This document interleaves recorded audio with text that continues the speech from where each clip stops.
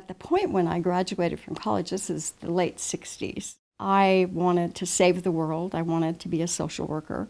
And social work jobs were not there. I just couldn't get one.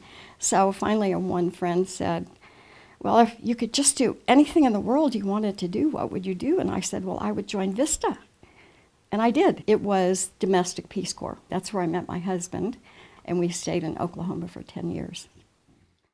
We had our daughter, our only child, there, so she's a little Okie.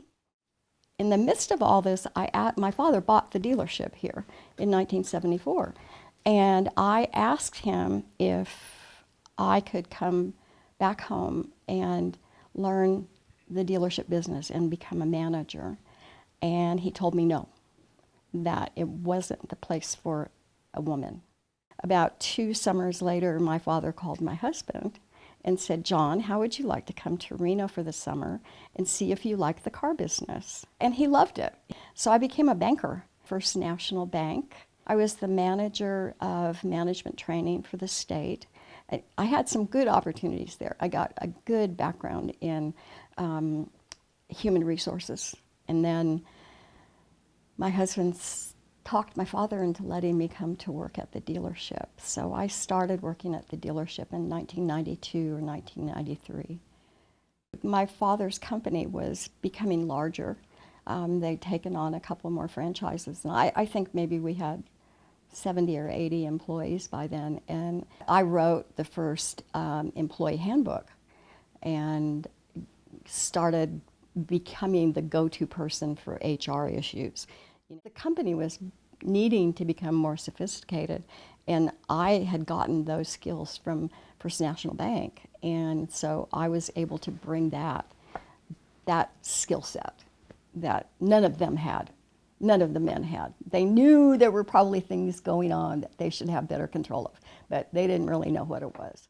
My father died in 1999, and in 2010, my husband was diagnosed with stage 4 lung cancer.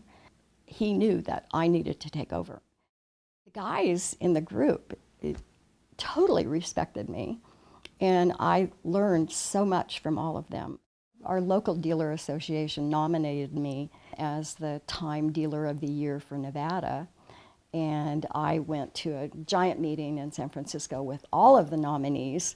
And there were, I think, over 50 men, because there are some smaller groups, not just state groups, and 2 women.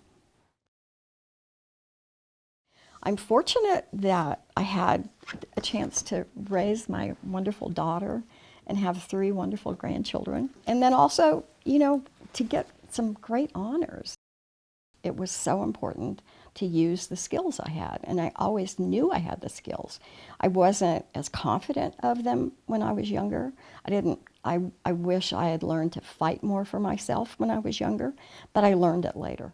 Yes, young women and young men, get out there and, have your family, have your work, but find a way to get involved in issues that are important to you. You'll make wonderful friends. You'll make it'll be another whole life that you'll add to what you already have. And it's so intrinsically wonderful.